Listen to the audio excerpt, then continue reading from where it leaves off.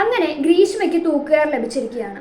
സത്യം പറയാലോ, പേഴ്സണലി ഈ ഒരു വാർത്ത കേട്ടപ്പോൾ എനിക്ക് വളരെയധികം സന്തോഷവും സാറ്റിസ്ഫാക്ഷനും തോന്നി.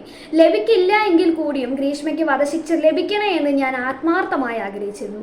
ഈ ഒരു കാര്യത്തിൽ മാത്രമല്ല കേട്ടോ, ഇതുപോലെ മനുഷ്യനെ കൊല്ലുന്ന അല്ലെങ്കിൽ പീഡിപ്പിക്കപ്പെടുക അങ്ങനെയുള്ള എല്ലാ വാർത്തകൾ വരുമ്പോഴും അതൊക്കെ ചെയ്തിട്ടുള്ള പ്രതികളെ ഇതുപോലുള്ള തൂക്കുമരത്തിൽ ഏറ്റണേ എന്ന് ഞാൻ ആത്മാർത്ഥമായി ആഗ്രഹിക്കുമായിരുന്നു. ഞാൻ മാത്രമല്ല, എനിക്കറിയാം ഭൂരിപക്ഷം വരുന്ന ഈ നാട്ടിലെ എല്ലാ ആളുകളും അങ്ങനെ തന്നെയാണ് ആഗ്രഹിക്കുക. നമ്മൾ ഹൃദയം കൊണ്ട് ആഗ്രഹിക്കുന്ന കാര്യം ഇത്തരത്തിലുള്ള കാര്യങ്ങളൊന്നും സമൂഹത്തിൽ നടക്കരുതേ എന്ന് തന്നെയാണ്.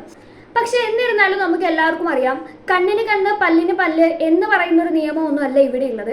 ഇത് സൗദി അറേബ്യയുമല്ല, ഇത് ഇന്ത്യയാണെന്നുള്ള എല്ലാ റിയാലിറ്റിയിലുമാണ് നമ്മൾ നിൽക്കുന്നത്. പക്ഷെ എങ്കിലും നമ്മൾ ഹൃദയം കൊണ്ട് ചിന്തിക്കുന്നവരായതുകൊണ്ട് തന്നെ നമുക്ക് ഇത്തരത്തിലുള്ള വാർത്തകൾ വരുമ്പോൾ, ഒരാളെ കൊന്നു അല്ലെങ്കിൽ ഒരാളെ പീഡിപ്പിച്ചു എന്നുള്ള വാർത്തകൾ വരുമ്പോൾ നമുക്ക് തീർച്ചയായും തോന്നുന്നത് ഇതൊക്കെ ചെയ്യുന്ന ആളുകൾ ഈ ലോകത്ത് ഉണ്ടാവരുത് എന്ന് തന്നെയാണ് തോന്നുന്നത്. ഞാനിപ്പോൾ ഇത് പറയാനുണ്ടായ കാര്യം, ജസ്റ്റിസ് കമാൽ പാഷ അദ്ദേഹത്തിൻ്റെ അഭിപ്രായമാണ് ഇപ്പോൾ സോഷ്യൽ മീഡിയയിൽ ട്രെൻഡിങ് ആയിട്ട് ഓടിക്കൊണ്ടിരിക്കുന്നത്. ആദ്യം നമുക്ക് ആ വീഡിയോ ഒന്ന് കണ്ടു നോക്കാം. ഞാനത് ആ സെൻറ്റൻസ് ഈ ഒരു എക്സസ് പണിഷ്മെൻ്റ് സെൻറ്റൻസ് ആണെന്നാണ് എൻ്റെ ഒരു ധാരണ. കാരണം ഞാൻ അങ്ങനെയാണ് അതിനെ കാണുന്നത്. ഈ cases in which the lesser alternative is unquestionably foreclosed എന്നാണ്. അതായത് ഒരു സംശയത്തിനും ലെവലേഷൻ ഇല്ലാതെ തന്നെ ഈ ലെസർ ആൾട്ടർനേറ്റീവ്, അതായത് ജീവപര്യന്തം ശിക്ഷ എന്ന് പറയുന്നത് വളരെ കുറവാണ്, അതായത് ഒട്ടും മതിയാകുന്നതല്ല എന്നുള്ള കേസുകളിൽ മാത്രമേ റയറായിട്ട് അത് മാറുള്ളൂ. ആ കേസുകളിൽ മാത്രമേ ഡെത്ത് പെനാൽറ്റി കൊടുക്കാവൂ എന്നുള്ളതാണ് സുപ്രീം കോടതിയുടെ കാഴ്ചപ്പാട് അതിനകത്ത് വന്നത്. അപ്പോൾ അത് നമ്മൾ ഈ കേസിൻ്റെ ഫാക്ട്സ് നമ്മളൊന്ന് വിലയിരുത്തി നോക്കിയാൽ ചിലപ്പോൾ, അതായത് ഈ പെൺകുട്ടി യഥാർത്ഥത്തിൽ ഒരു മെച്യൂരിറ്റി ഓഫ് മൈൻഡ് അതിനില്ല. 24 വയസ്സേ ഉള്ളൂ. ആ മെച്യൂരിറ്റി ഓഫ് മൈൻഡ് ഇല്ലാത്തത് കൊണ്ടാണ് യഥാർത്ഥത്തിൽ ഇവൻ്റെ ഇതിൽ പെട്ടുപോയിട്ട് ഇതിനെ അങ്ങ് കോർണർ ചെയ്തു എന്ന് പറഞ്ഞാൽ ഇതിന് രക്ഷപ്പെടാൻ ഒരു മാർഗ്ഗമില്ല രീതിയിലായി. ഇവൻ്റെ കയ്യിൽ ഇതിൻ്റെ പടമൊക്കെ ഇരിപ്പുണ്ട്, മൊത്തം ഇതിൻ്റെ ഇതൊക്കെ ബിറ്റൊക്കെ ആയിട്ട് എടുത്തു വെച്ചിട്ടുണ്ട്. ഇല്ല, അതിൻ്റെ സത്യസ്ഥിതി നമുക്കറിയത്തില്ല, അവർ തമ്മിലുള്ള ഇടപാടാണ് നമുക്കറിയത്തില്ല.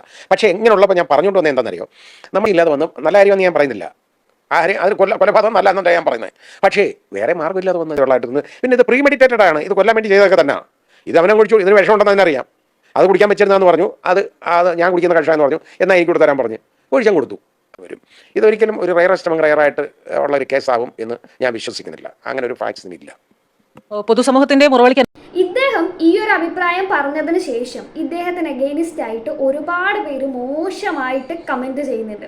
അത് നമ്മൾ ന്യൂസ് ചാനലുകളുടെ കമൻറ്റ് ബോക്സുകൾ നോക്കിക്കഴിഞ്ഞാൽ മനസ്സിലാവും. ഇദ്ദേഹത്തിൻ്റെ വീട്ടിലാണ് ഇങ്ങനെ സംഭവിച്ചാൽ ഇങ്ങനെ പറയുമോ എന്നൊക്കെ ചോദിച്ചുകൊണ്ട് പല ആളുകളും കമൻറ്റ് ബോക്സിൽ അവരുടെ ഇദ്ദേഹത്തിനെതിരായിട്ട് രൂക്ഷ വിമർശനവുമായിട്ട് വരുന്നുണ്ട്. പല ആളുകളും റിയാക്ട് ചെയ്യുന്നുണ്ട്, ഇദ്ദേഹം എന്തുകൊണ്ട് ഇങ്ങനെ പറഞ്ഞു എന്നൊക്കെ ചോദിച്ച് റിയാക്ട് ചെയ്യുന്നുണ്ട്. അദ്ദേഹത്തിൻ്റെ അഭിപ്രായം അദ്ദേഹം പറഞ്ഞിരിക്കുന്നത് ഒരു ന്യായാധിപൻ്റെ കണ്ണുകളിൽ കൂടെ കണ്ടുകൊണ്ടാണ്, അല്ലാതെ ഒരു സാധാരണക്കാരൻ കാണുന്നത് പോലെ ഹൃദയം കൊണ്ട് ചിന്തിച്ചുകൊണ്ട് ഒരു അഭിപ്രായമല്ല അദ്ദേഹം പറഞ്ഞിരിക്കുന്നത്. നമ്മൾ തന്നെ ഇന്ത്യയിൽ പല കേസുകളിലും വിറ്റ്നസ് ചെയ്തുകൊണ്ടിരിക്കുന്ന ഒരു കാര്യമാണ്, ഇന്ത്യയിലെ എല്ലാ കേസുകളിലും ഈ ഡെത്ത് പെനാലിറ്റി ഒന്നും ലഭിക്കുന്നില്ല. എന്തുകൊണ്ടെന്നാൽ ഇത് വിധിക്കുന്ന ന്യായാധിപന് ഹൃദയമില്ലാത്തത് കൊണ്ടല്ല, മറിച്ച് ഇന്ത്യയിലെ നീതിന്യായ വ്യവസ്ഥയുടെ ഉള്ളിൽ നിന്നുകൊണ്ടുള്ള ഒരു വിധി മാത്രമേ അവർക്ക് പറയാൻ സാധിക്കുകയുള്ളൂ. അങ്ങനെ പറയുമ്പോൾ കുറേ ആളുകൾ വന്ന് പറയും അങ്ങനെയുള്ള നീതിന്യായ വ്യവസ്ഥ അങ്ങ് പൊളിച്ചെഴുതണം എന്ന്. ഇപ്പം ഞാനിത് പറഞ്ഞു എന്ന് കരുതിയിട്ട് എന്നെ ചീത്ത വിളിക്കാനും ആളുകൾ വരും. ഞാൻ അദ്ദേഹത്തെ സപ്പോർട്ട് ചെയ്ത് സംസാരിച്ചു, അദ്ദേഹത്തിൻ്റെ അഭിപ്രായത്തെ സപ്പോർട്ട് ചെയ്ത് സംസാരിച്ചു എന്ന് പറഞ്ഞുകൊണ്ട് എന്നെ ചീത്ത വിളിക്കാനും ആളുകൾ വരുമെന്ന് എനിക്ക് കൃത്യമായിട്ട് അറിയാം. എന്നിരുന്നാലും പറയാതിരിക്കാൻ വയ്യ, ഒരു ന്യായാധിപൻ്റെ കണ്ണുകളിലൂടെയുള്ള അഭിപ്രായം മാത്രമാണ് അദ്ദേഹം പറഞ്ഞത്. നമ്മൾ ഒരു കാര്യം കൂടെ അക്സെപ്റ്റ് ചെയ്യുക, ഇപ്പോൾ ഗ്രീഷ്മയ്ക്ക് സുപ്രീം കോടതി വരേക്കും പോകാനുള്ള അവസരം മുന്നിലുണ്ട്. അപ്പോൾ എന്തായാലും ഗ്രീഷ്മയ്ക്ക് തൂക്കുകയർ കിട്ടാൻ പോകുന്നില്ല എന്നുള്ള കാര്യം, അത് കിട്ടാൻ സാധ്യത വളരെ വളരെ കുറവാണ് എന്നൊരു കാര്യവും നമ്മൾക്ക് എല്ലാവർക്കും ഏകദേശം അറിയുന്ന ഒരു കാര്യം തന്നെയാണ്. അപ്പോൾ ഒരാളൊരു അഭിപ്രായം പറയുമ്പോൾ അതെന്താണ്, എന്തുകൊണ്ട് എന്നൊക്കെയുള്ള കാര്യങ്ങൾ മനസ്സിലാക്കുക. അല്ലാതെ നമ്മുടെ ഹൃദയത്തിന് ഒരിക്കലും അക്സെപ്റ്റ് ചെയ്യാൻ പറ്റാത്ത കാര്യങ്ങളാണ് എന്ന് കരുതിയിട്ട് അദ്ദേഹത്തിനെതിരായിട്ട് വെറുതെ ഹെയ്റ്റ് സ്പ്രെഡ് ചെയ്യുകയും അദ്ദേഹത്തെ വെറുതെ അവഹേളിച്ച് സംസാരിക്കുന്നതും ഒട്ടും ശരിയായിട്ടുള്ളൊരു കാര്യമായിട്ട് എനിക്ക് തോന്നിയില്ല.